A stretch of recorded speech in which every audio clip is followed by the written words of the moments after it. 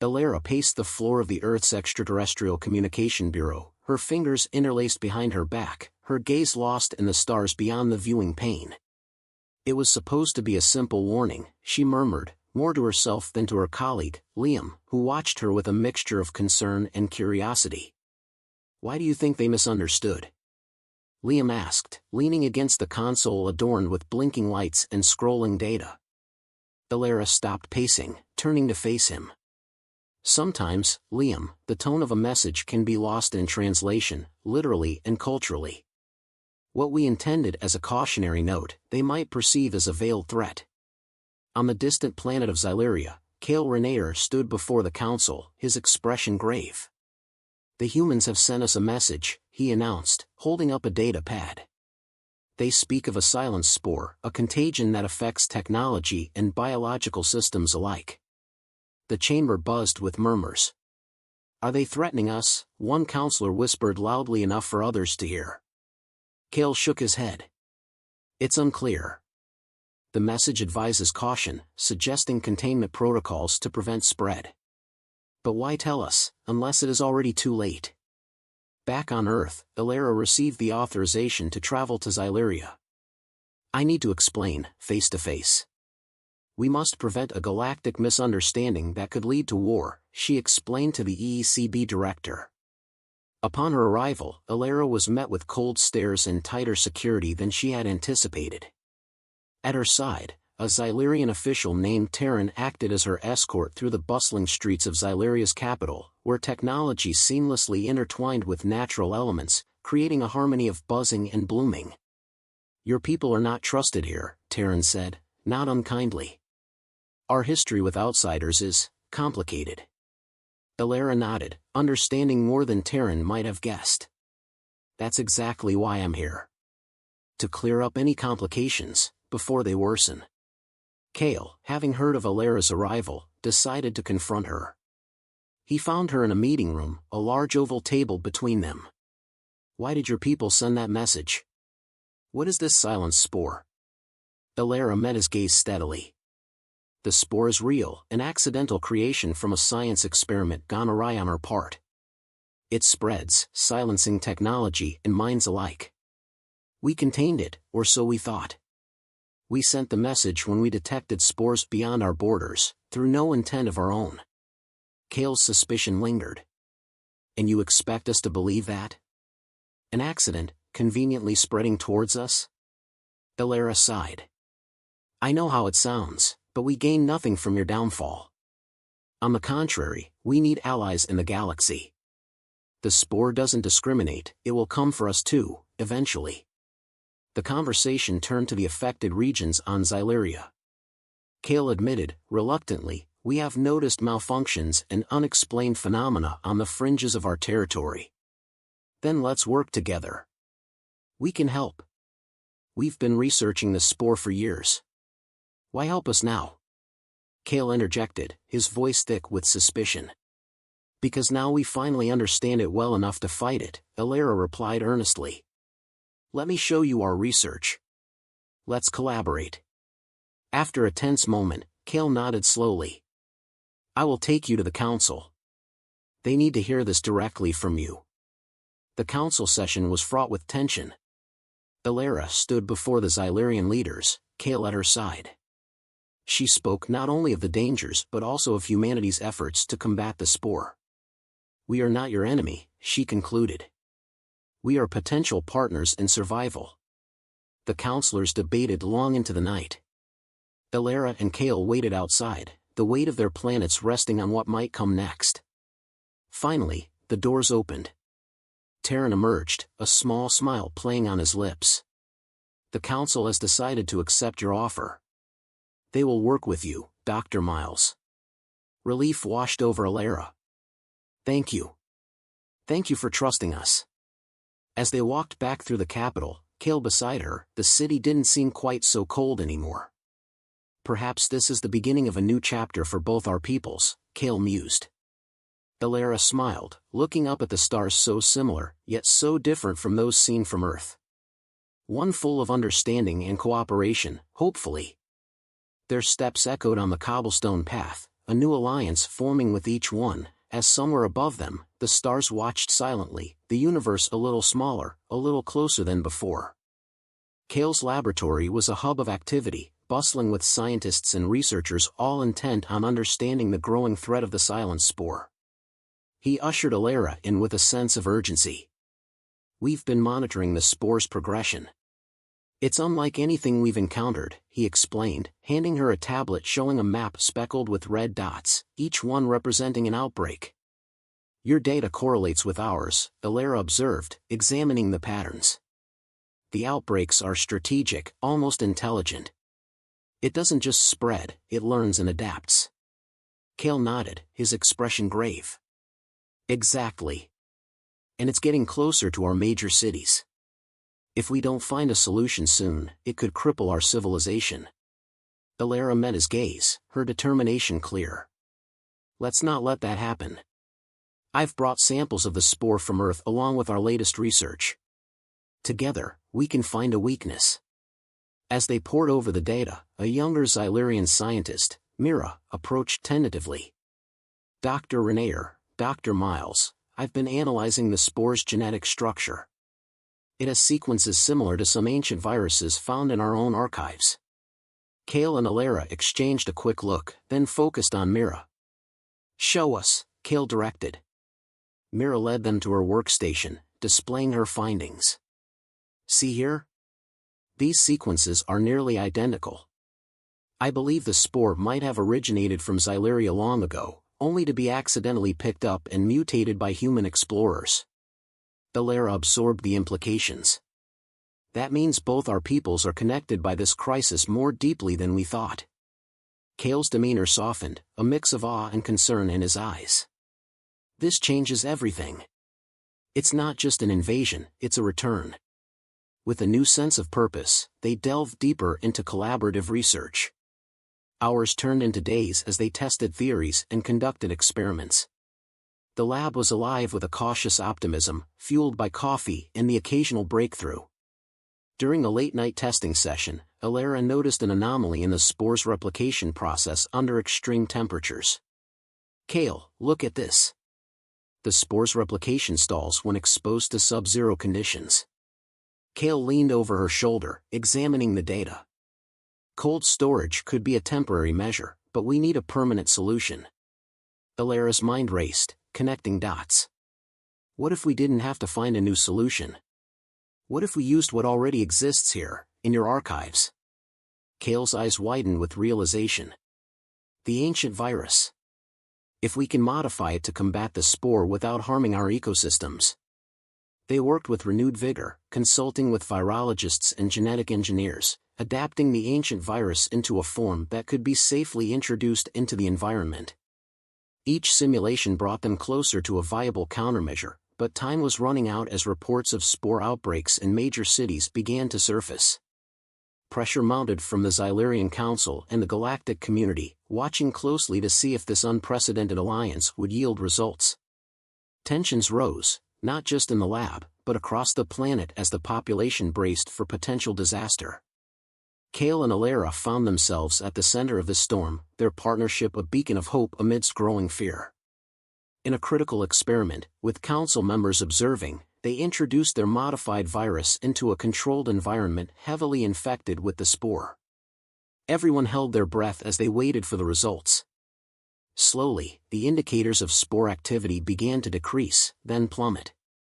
The modified virus was working, targeting the spore with precision and leaving the surrounding area unharmed. Relief swept through the room, followed by a burst of applause. Kale and Alara exchanged a look of triumph, their bond strengthened by the ordeal. "We've done it," Kale breathed, allowing himself a rare smile. Alara returned his smile, feeling a profound connection not just to Kale but to Xyluria itself. "We did it together." The success of their experiment quickly circulated, turning fear into festivity. Cities across Xyluria celebrated not just their salvation but the promise of a new era of cooperation between humans and Xylurians. In the aftermath, as they prepared their findings for presentation to the Galactic Council, Kale turned to Alara. "You know, this could be just the beginning. There's so much more we can achieve together." Alara nodded, her thoughts on the future. Humanity and Xyleria, working side by side, could set a precedent for the entire galaxy. As they walked together towards the council chamber, their steps were light, buoyed by the knowledge that they had not only averted a crisis but also paved the way for a future where humanity and Xyleria could stand as equals and allies in a universe that had almost discovered them too late. As word spread of Alara and Kale's breakthrough, tensions at the Galactic Council headquarters reached a boiling point. Representatives from the member worlds, who had been observing from a distance, now clamored for updates. Many feared that the humans and Xylerians were concealing a potential weapon. Others, more skeptical, doubted the existence of the silence spore altogether, suspecting it was a ploy for leverage. Kale and Alara sat in the briefing room, reviewing their data one last time before the presentation. Alara placed a hand on the glowing console before her, trying to steady her thoughts. "They're going to push back," she said quietly. "Some of them will never believe this was anything other than an attack." Kale, seated beside her, was scrolling through the latest reports. "Then we'll show them the evidence. If they still refuse to listen, that's their problem." "That's not how it works here," Alara countered. "This council is built on trust, or at least the appearance of it. If they don't trust us, they won't help us, and we'll be right back where we started." The room's door swished open, and Terran entered, carrying a slate filled with notes. "They're ready for you," he announced, glancing at the two of them.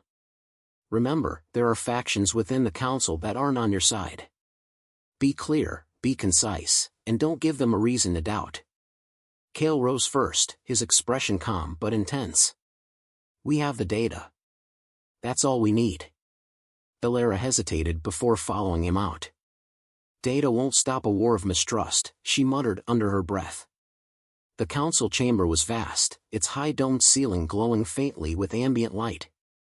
Seated in a semicircle were delegates from dozens of species, each with their own priorities, alliances, and suspicions. As Alara and Kale stepped into the center of the room, a low hum of voices settled into silence. The presiding counselor, a tall, silver-hued being known as Vincent, gestured for them to speak. "You've requested this session to present evidence regarding the so-called silence spore. Proceed." Alara took the lead, her voice steady. "Counselors, thank you for granting us this audience. What we have to show you is not speculation. It is the result of months, years, of research. The silence spore is real. It is dangerous. And it is spreading."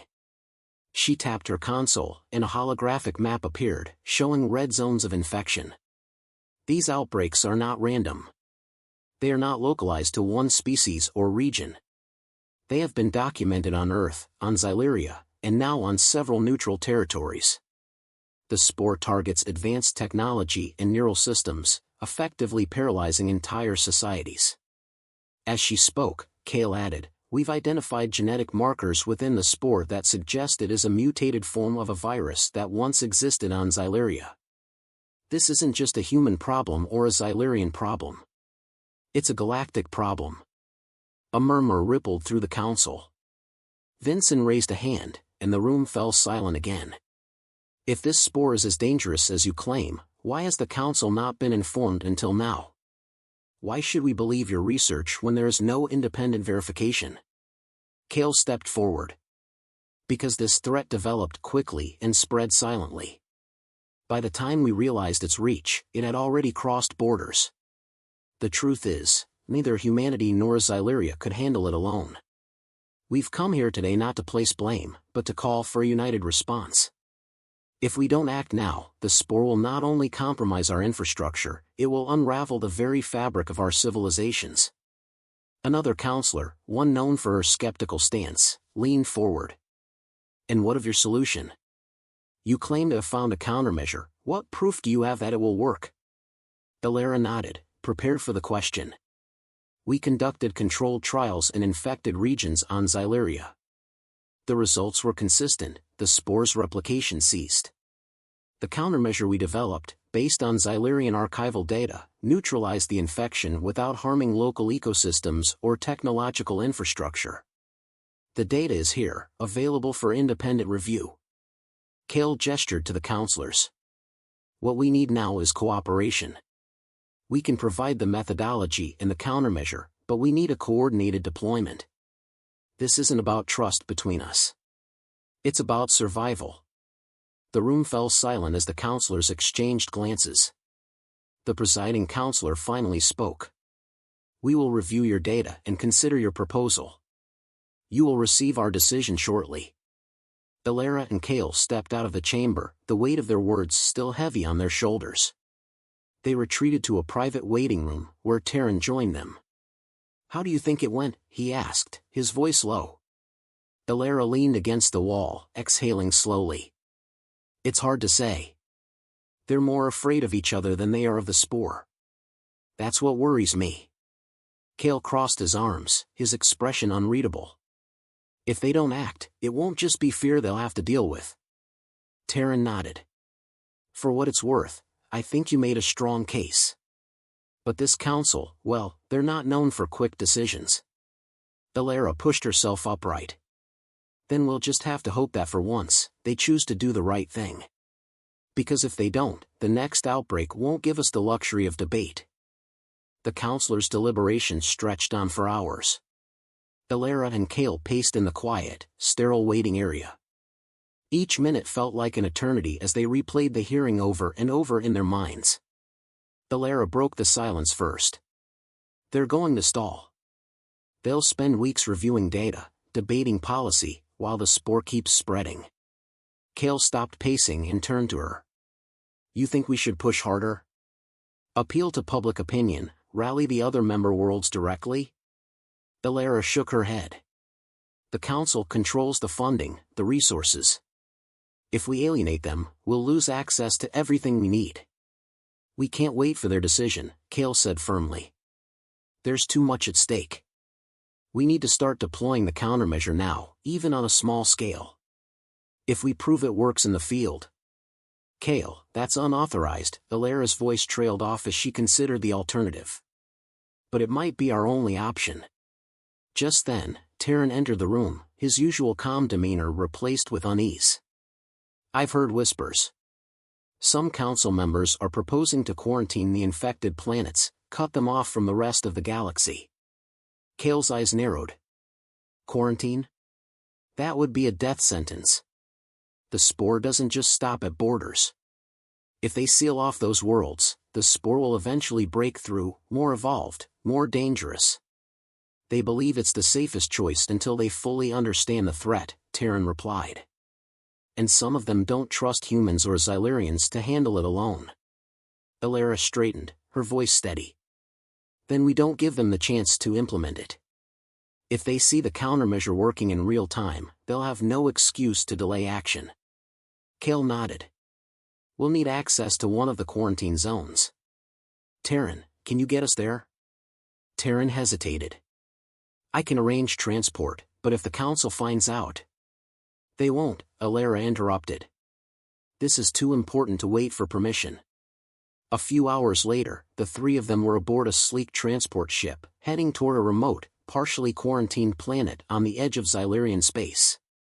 The council's decision was still pending, but time was no longer on their side. When they arrived, the scene was worse than they had imagined. Entire cities were dark, their technology silenced by the spore. The air itself felt heavy, as though the very atmosphere had absorbed the tension and despair of those who remained. Ilera and Kale wasted no time setting up their equipment in a small, isolated research facility that still had a backup generator. They worked through the night, preparing the countermeasure. Terran kept watch, ensuring no unexpected patrols caught them in the act. Once we release this, Kale said, his voice steady but low, it's only a matter of hours before we'll see the results. If it works. Ilera adjusted a final setting and stepped back. It'll work, she said with quiet determination. It has to. They released the countermeasure into a carefully controlled area of the infected zone, then waited. The minutes ticked by slowly as they monitored the environment. The initial indicators were subtle, small fluctuations in the spore's activity, but soon, larger changes began to appear. The dark, sluggish atmosphere seemed to lift slightly. Systems that had been dormant for weeks flickered back to life. Cale watched the data stream, his voice laced with restrained excitement. It's stabilizing. The spore's replication is stopping. Elara let out a breath she hadn't realized she was holding. Now we need to expand the radius. If this holds, we can show the Council definitive proof.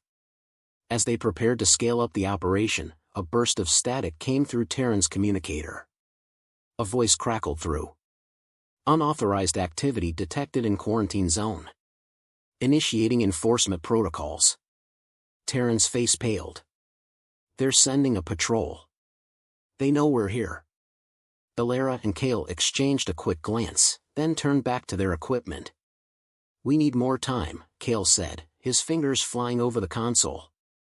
If we can get another data set. Terran interrupted. You don't have time. If they find you here, you'll be arrested, and they'll shut down the countermeasure. Elara's voice was firm. Then I'll stay behind. I'll keep them talking, buy us more time. No, Cale said immediately. If they take you, we lose our best chance at proving this works. I'll stay. This is my planet, my people. I can handle them. Before Elara could argue, Terran cut in. Neither of you are staying. The data is what matters. We have what we need. We're leaving, now. As the patrol ship approached, Terran ushered Elara and Cale back onto their transport. The engines roared to life, and they lifted off just as the first enforcement drones arrived at the research facility. From the ship's viewport, Elara could see the drones scanning the area they had just vacated. Cale leaned against the console, his face a mixture of relief and frustration. We can't keep running like this. Elara placed a hand on his shoulder. We won't have to. Once the Council sees this data, they'll have no choice but to approve the countermeasure. Back at the Galactic Council, the tension was palpable.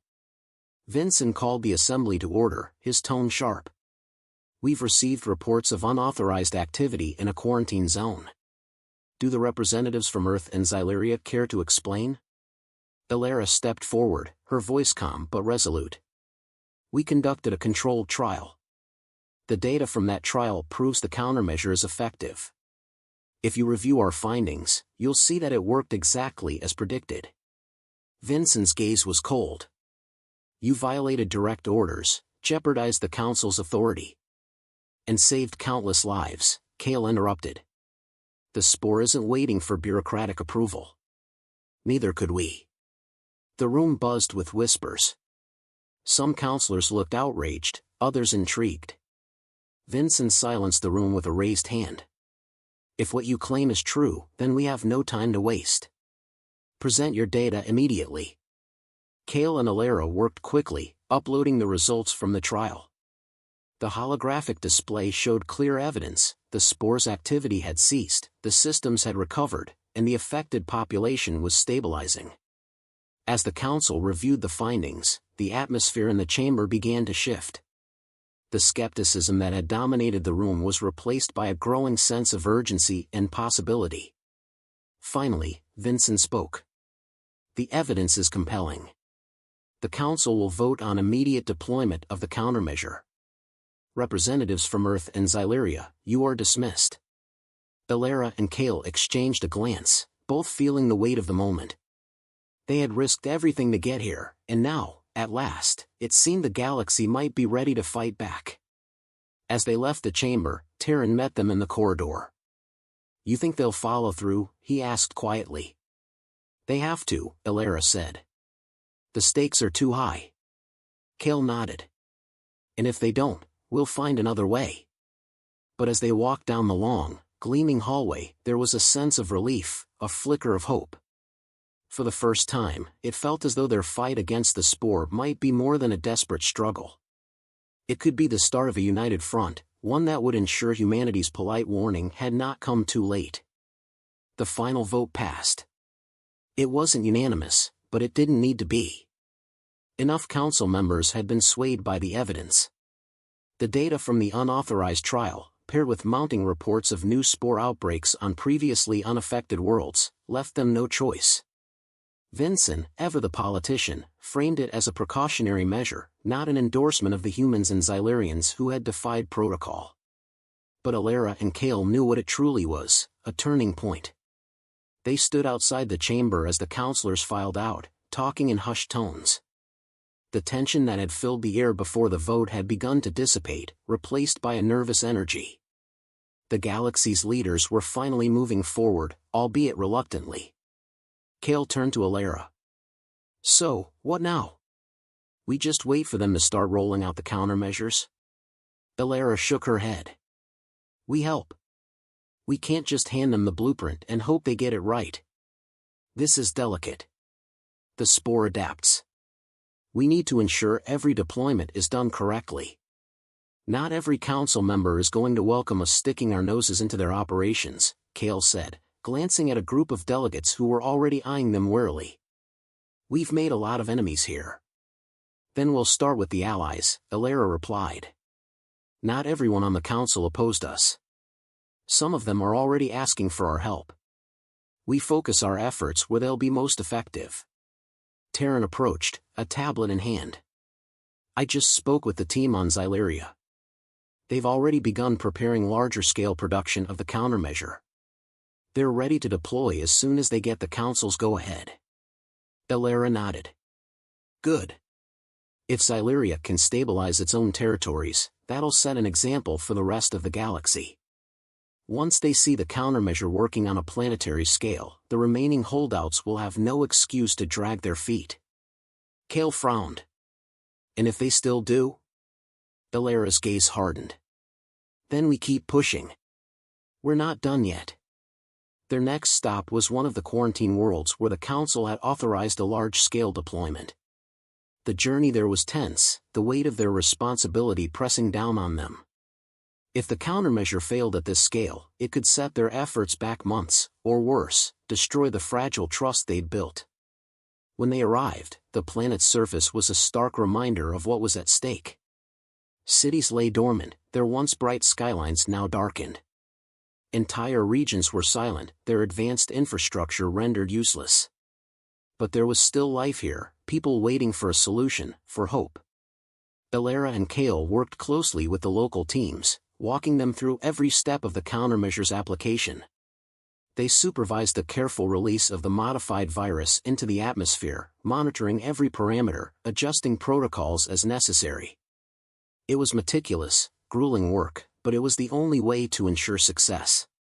As the hours passed, the first signs of recovery began to appear. Machines that had been silent for weeks flickered back online. Communication networks reconnected, sending bursts of data and life across the planet. People emerged from their homes, cautiously stepping into the light of a world that was beginning to heal. Kale watched the readings on his console, his voice tinged with both relief and amazement. "It's working. Everywhere we've deployed, the spore is retreating."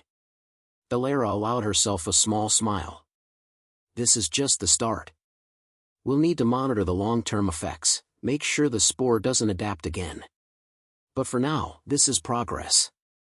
The news spread quickly. Other council members, still wary, couldn't ignore the results. One by one, they began requesting the countermeasure for their own territories. What had started as a desperate effort by two unlikely collaborators was now becoming a coordinated, galaxy-wide response. Back on Xylaria, Kale's sister was among the first to recover. Her neural functions, previously dulled by the spore's influence, began to return to normal.